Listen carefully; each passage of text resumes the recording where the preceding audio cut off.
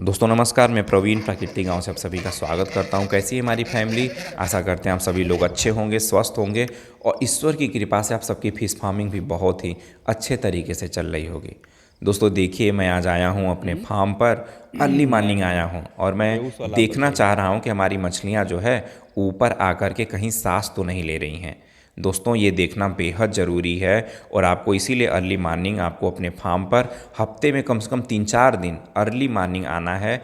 और जब वैसे समय आना है जब सूर्योदय से पहले आकर के आप अपने फार्म पर देखिए कि आपकी मछली जो है सांस ले रही हैं ऊपर कि नहीं ले रही हैं।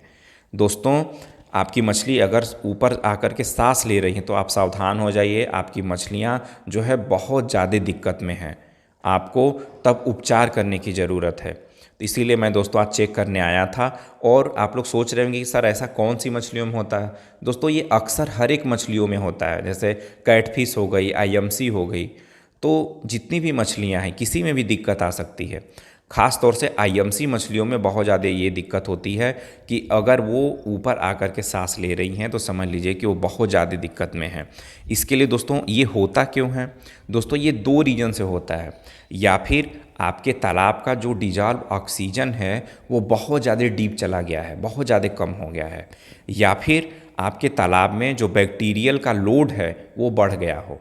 2 ही रीज़न से होता है, तभी ये जो मछली है ऊपर जो है आकर के सांस लेती हैं।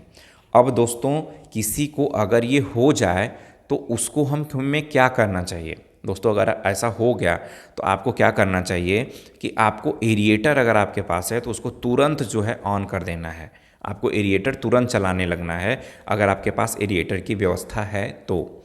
अगर नहीं है तो आप क्या करिए कि आप अपने तालाब में ऊपर से पानी गिराने लगिए। जैसे आप जो है जो पानी गिराते हैं अपने तालाब में चलाते हैं पंप का, वो ऊपर से गिरवाइए ताकि वो आपके आकर के जो आपके तालाब में ऊंचाई से गिरे, ताकि वो आपके तालाब में ऑक्सीजन क्रिएट करे। ये चीज़ें आपको इंस्टेंटली करना है, तुरंत करना है अगर आपकी मछलियाँ ऊपर आकर के सांस ले रही हैं। दोस्तों ये बहुत से रीजन से भी हो सकता है।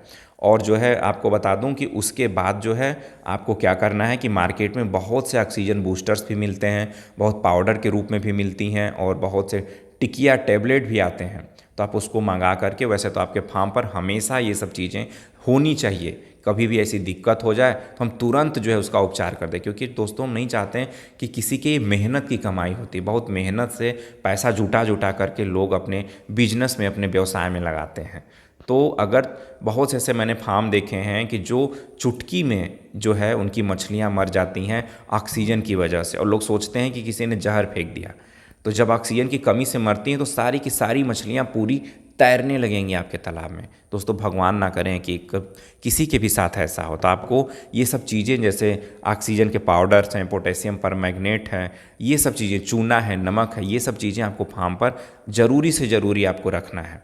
तो आप जो है ऑक्सीजन का बूस्टर्स आप मंगवा करके मार्केट से करवा सकते हैं, लेकिन इंस्टेंटली आपको जो है तालाब में पानी ऊपर से चलवाना है, या फिर अगर आपके पास एरिएटर हो तो तुरंत एरिएटर का यूज करना है।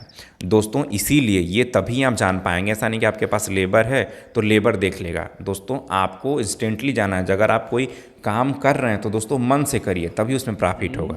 तो आपको इसीलिए अपने फार्म पर ज़रूरी से ज़रूरी विजिट करना है और हफ्ते में 2-3 बार अर्ली मॉर्निंग आपको आना है ताकि इन सब चीज़ों का पता लग सके। दोस्तों बने रहिए हमारे चैनल प्राकृतिक गांव पर। अगर आप नए हो हमारे चैनल से तो आप जो है हमसे जुड़ना मत भूलिएगा, हमको सब्सक्राइब करना मत भूलिएगा, ताकि ऐसी छोटी सी छोटी जानकारियां ग्राउंड लेवल से मैं आपको पहुंचा सकूं, ताकि आपकी जो फिश फार्मिंग है बहुत ज़्यादा प्रॉफिट दे पाए, कभी भी आपको नुकसान ना हो। बहुत बहुत धन्यवाद। जय हिंद।